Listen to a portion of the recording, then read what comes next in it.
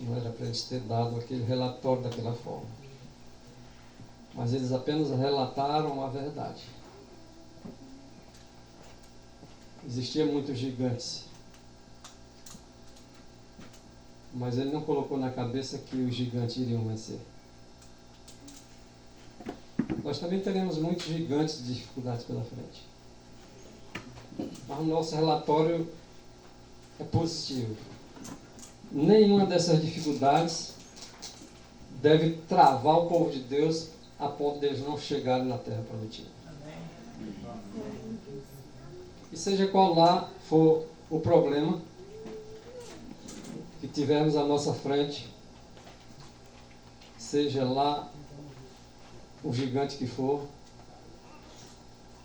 nós estaremos prontos para fazer um relato verdadeiro, confiante nas promessas do nosso Senhor. E nós iremos continuar no que diz respeito ao amor de um líder firme, eficiente, capacita e faz também líderes firmes e eficientes para a honra e glória dele. Nós vamos continuar agora no estudo, naquela sequência, e depois tiver uns 20 minutos aí, antes do término do horário, vamos dar um sinal.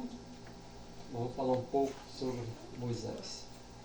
Essa parte sobre Moisés está no estudo geral que nós fizemos aqui. Eu fiz um apanhado pequeno. Está a partir do slide 398. Alguma coisa nós falamos sobre Moisés. Até parece que o assunto vai entrar no outro, mas não é não, viu, irmãos? Aqui é o que o apóstolo Paulo falou, 1 Coríntios capítulo 11, ali, aquele estudo sobre o véu, que apresenta exatamente a submissão de Cristo para com Deus, do homem para com Cristo, da mulher para com o homem. E o pessoal tinha esquecido. Não sabiam mais. O apóstolo Paulo disse assim: eu quero que vocês saibam. Um assunto novo? Não. Eles tinham se esquecido. Todos os nossos patriarcas, nossos profetas, os grandes homens e mulheres do passado, eles sabiam dessa verdade. Prova é que nós começamos esse estudo cedo, vocês viram os textos, e era realmente entendido pelo patriarca Abraão. Era compreendido por Sara, era compreendido por Jacó, era compreendido por Rebeca. E todos aqueles homens e mulheres de Deus compreendiam o assunto. Mas o apóstolo Paulo, na igreja de Coríntios, ele diz: eu quero que vocês saibam que o cabeça de todo homem é Cristo. Toda honra e toda glória está apresentando a Cristo. Mas não está dizendo aqui que o homem não é o cabeça da mulher. Está dizendo que o cabeça de todo homem, eu quero que vocês saibam que é Cristo. O que o apóstolo Paulo está dizendo. Quero também que vocês saibam que o cabeça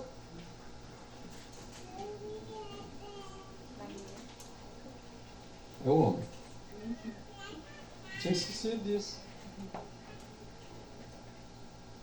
Hoje está esquecido. É preciso agora nós usarmos o texto do apóstolo Paulo e dizer agora também. Não se esqueçam os que disseram os patriarcas. Não esqueçam do que disse o apóstolo Paulo, que Cristo é o cabeça de todo homem, que o homem é o cabeça da mulher, e Deus inclusive é o cabeça de Cristo. Essa harmonia do pai com o filho é essencial.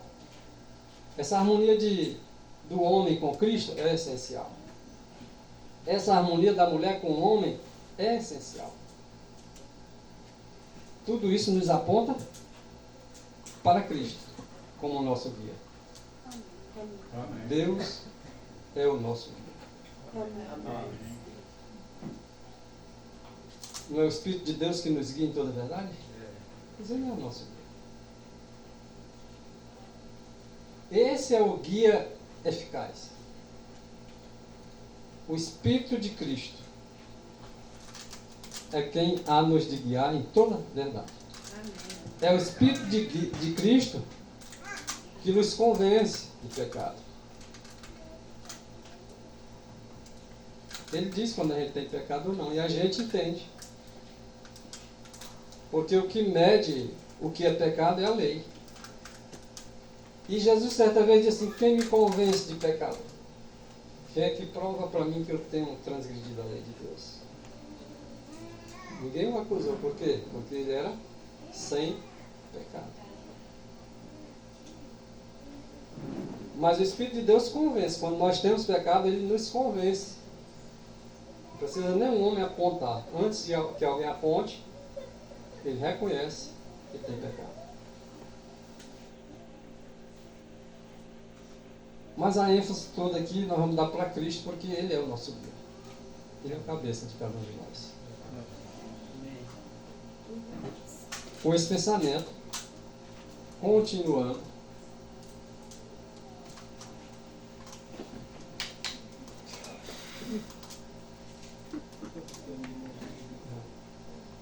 então continuando,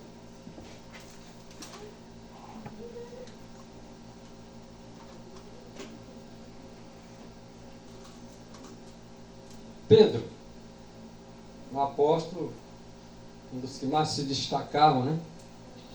Pedro conheceu a Cristo segundo a carne, como muitos conhecem hoje. Pedro cresceu espiritualmente. Certa vez o Senhor Jesus disse, Pedro, quando tu te converteres, ele não era convertido. Talvez eu e você ainda não seja. Mas quando, como Pedro, eu e você nos convertermos, nós vamos apacentar os irmãos.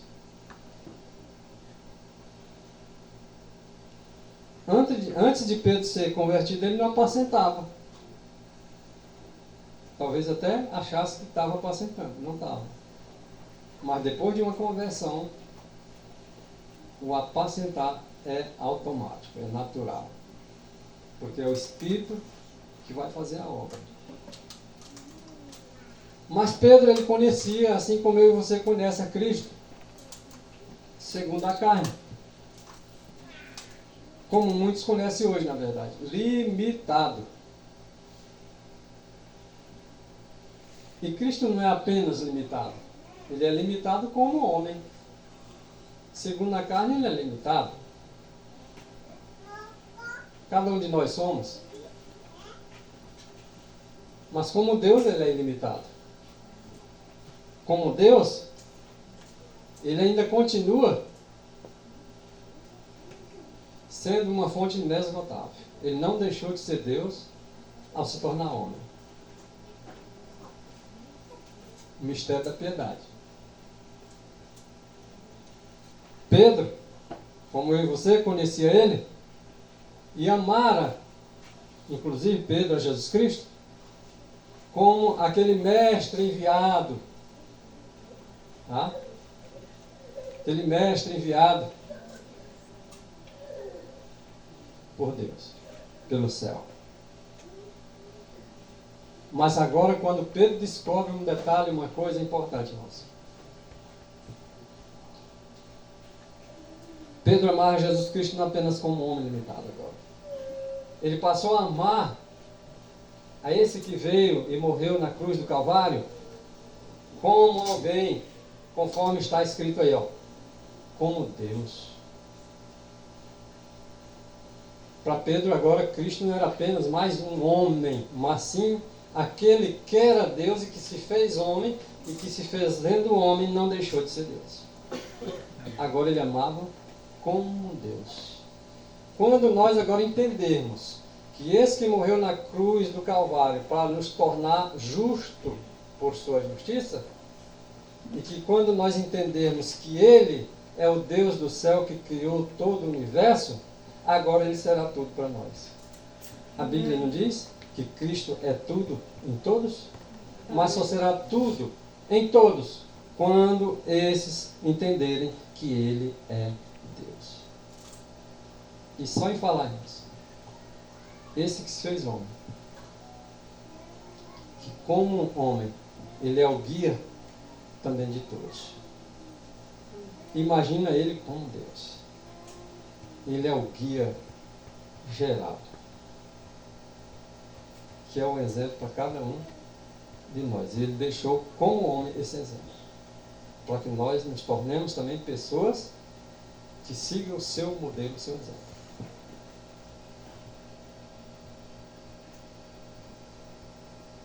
O Senhor Deus do céu, aquele que confia neste líder, quem? Deus do céu. Quem é o meu guia e o seu guia? O Deus do céu. Aquele que confia nesse guia, que é o Deus do céu, esse que confia neste líder, que é Cristo,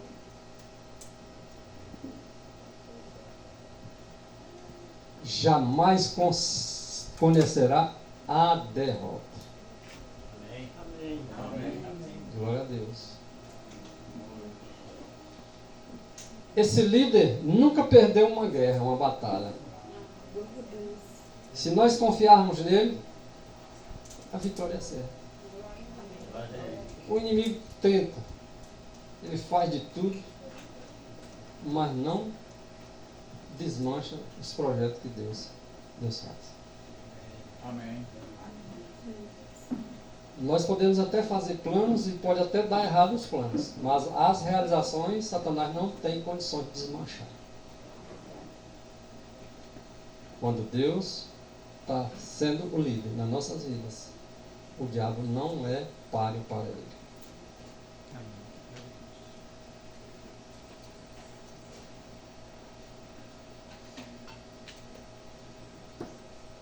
Quando houver obediência à voz de nosso líder, quem é o nosso líder? Glória a Deus. Quando houver obediência à voz de nosso líder,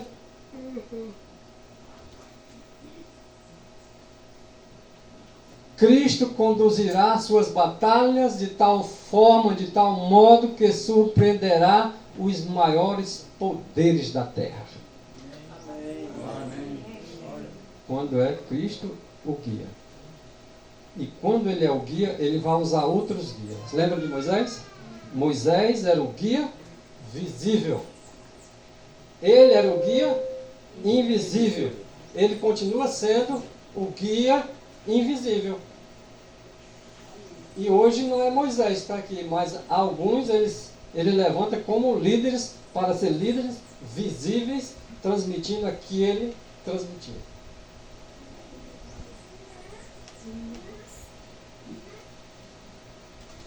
Desobedecer a voz de Deus pode ser desobedecida através de seres humanos que estão representando ser os guias levantados por Deus. Rejeitar esses guias, esses líderes, é rejeitar o próprio Cristo. É uma escadinha sendo derribada. Rejeita Cristo, rejeita o Pai. Rejeita o que enviou, rejeita o enviado. E aquele a quem ele escolheu.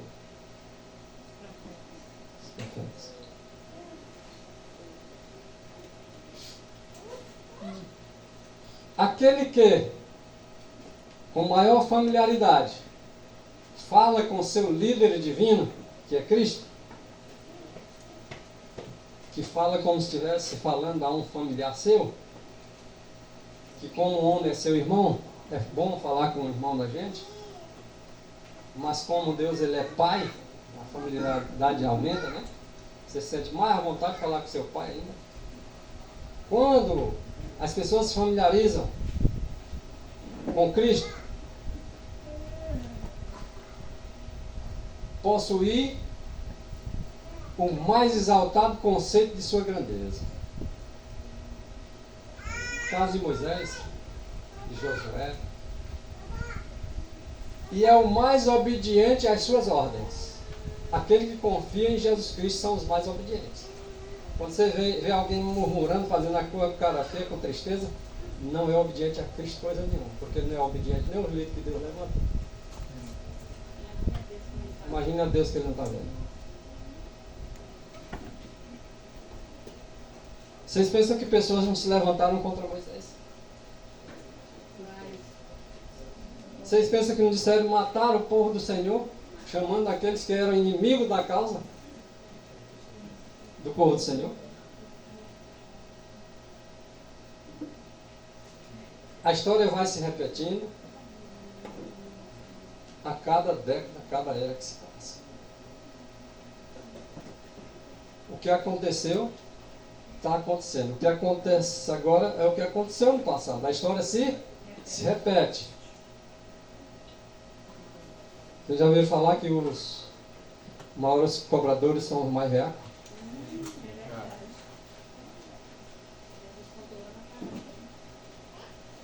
Eu disse aqui para algum irmão, alguma irmã,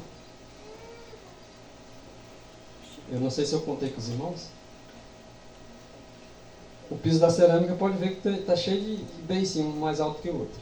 Porque eu não fiz um piso novo por baixo. Se eu tivesse feito, ficava ótimo. Mas haveria de aparecer pessoas dizendo, o piso vai mal feito, quem fez?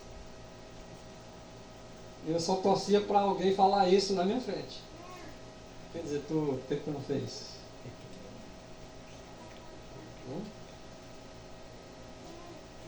Eu sabia que ia sair do jeito que eu ia.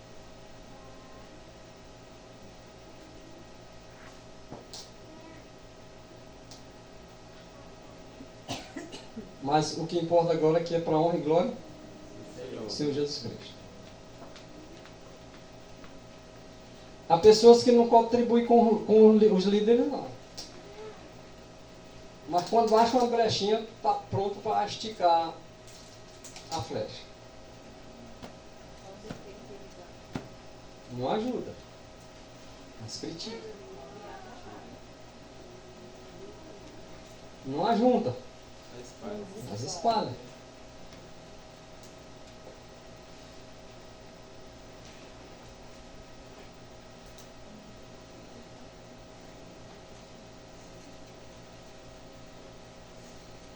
O caráter de Cristo, olha o que acontece, irmãos. Não há um justo sequer. Ninguém pode retribuir, vamos dizer assim, aquilo que a lei exige, que a lei de Deus exige, perfeição ninguém tem. O caráter que deve ser formado em nós é um caráter segundo a lei de Deus e nós não podemos obedecer porque não temos esse poder em nós mesmos, mas esse poder está em Cristo Jesus. E o que aconteceu? Agora Cristo Jesus, o que ele faz? Substitui o nosso caráter. Ele não guardou a lei com perfeição? Ele pega o nosso caráter velho podre, toma para si e manda para nós o dele. Se nós aceitarmos, é claro. Ele substituirá o nosso caráter e agora nós seremos aceitos diante de Deus exatamente como se nós não tivéssemos pecado. Olha, pecador miserável, não tem condições de reivindicar a questão para pagar o preço que a lei exige. Agora ele toma o nosso caráter, que não tem nenhuma possibilidade de cumprir e obedecer. Ele agora dá o dele para nós. Tá? E agora nós estamos aptos, diante da presença de Deus, como se nós não tivéssemos cometido nenhum pecado. Como é isso, irmão, que é feito? É só entrega o teu caminho ao Senhor, confia nele. Mas ele fala, se tu e eu confiamos que ele habita em nosso coração e quando ele habitar, ele vai transformar, é porque ele está dando caráter. Agora é possível que a lei de Deus seja obedecida. Mas tem alguns detalhes que nós precisamos entender. Tem ainda mais alguma coisa. Agora Ele muda o nosso coração. Nosso coração anterior já passa a ser outro. Esse coração velho de pedra, Ele tira ele e coloca um de carne. Agora aquele coração velho, que não tinha nenhuma possibilidade de obedecer, agora Cristo nos dá o dele. E age em nossos corações. E agora as exigências da lei de Deus é cumprida. Em Cristo, unicamente em Cristo. Amém. Esses são os detalhes. Amém. Nenhum homem de si mesmo pode obedecer à lei de Deus. Porém, portanto, então, o homem com Cristo Jesus tudo poderá fazer. Amém. Amém. Qual é a maior necessidade hoje? Homens e mulheres. De homens e mulheres. Tá? Apesar fala só dos homens, mas depois vem as mulheres. Tá? A maior necessidade de hoje são de homens. É de homens. Porque se não comprem, nem se vende.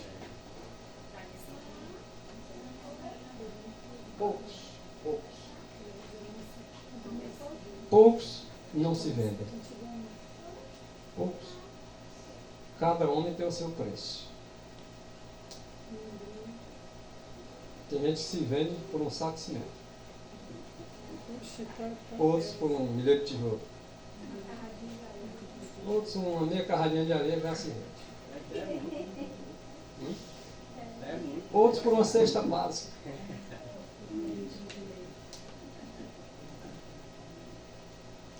Talvez até por um litro de leite. Outros por um projeto, um sistema governamental.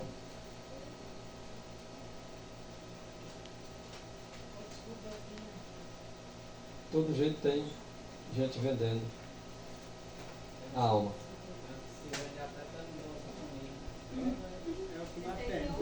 Foi esse o projeto governamental que foi.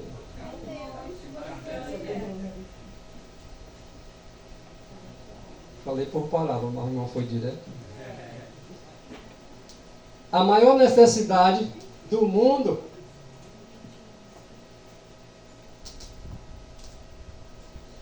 é a de homens que no íntimo do coração, no íntimo da alma, sejam verdadeiros e honestos. Para aí, irmãos. Se há uma necessidade de homens que não se vendam e nem se compram, é porque estão sendo vendidos e sendo comprados. Se há necessidade de homens para que no íntimo da alma, do coração, sejam verdadeiros e honestos, é porque dá a entender que está escasso os homens verdadeiros e os homens honestos. Tem que sobrar pelo menos nós aqui, irmãos. Com honestidade, tá? E com verdade no coração, não. Amém. Amém. Porque Israel, que nem a areia do mar, Israel é o povo de Deus. Mas não será salvo Israel. Será salvo o resto de Israel. Israel que nem a areia do mar, mas só será salvo o remanescente. Apocalipse, capítulo 14, verso 12, aqui está, pega os tabernáculos do santo, aqui estão, se guardam os mandamentos de Deus, são esses o resto. 12, 17, mesmo Apocalipse. Mirou-se o dragão contra a mulher e foi fazer guerra contra o resto da sua descendência. Então, Isaías estava corretíssimo. O apóstolo Paulo estava perfeitamente em conformidade com Isaías, que Israel não será salvo, a não ser um resto de Israel. Um punhadinho.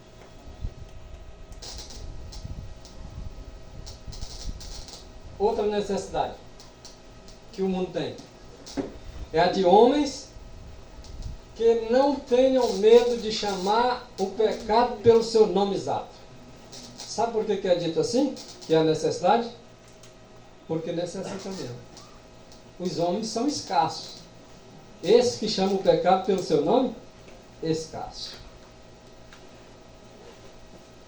se é escasso, entre aspas, porque não tem. Ou seja, esse não tem, o que tem é raridade. É comparado com o ouro de Ofir. Que é bem difícil, né? Então, para ter homens verdadeiros, tá? Para ter homens de coragem, tem que chamar realmente o pecado pelo seu nome exato. Se alguém comete um erro, um pecado, o pecado tem que ser dito sem rodeio. É adultério? É adultério.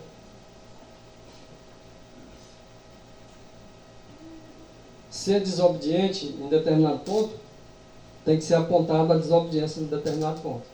Aqui nós estamos apresentando desobediência de homens e mulheres num determinado ponto. E a questão é hierarquia, submissão. Nós estamos falando com um monte de gente insubmissa. Estamos falando com um monte de gente que se vende, que se compra. Estamos falando com um monte de gente que não tem coragem de chamar o pecado pelo nome. Não é inovação, não. Estou apenas sendo um instrumento. Pelas palavras lá de Deus. É a necessidade desse tipo de homem. Por exemplo, uma maior necessidade hoje também para os homens. Que o mundo está carente.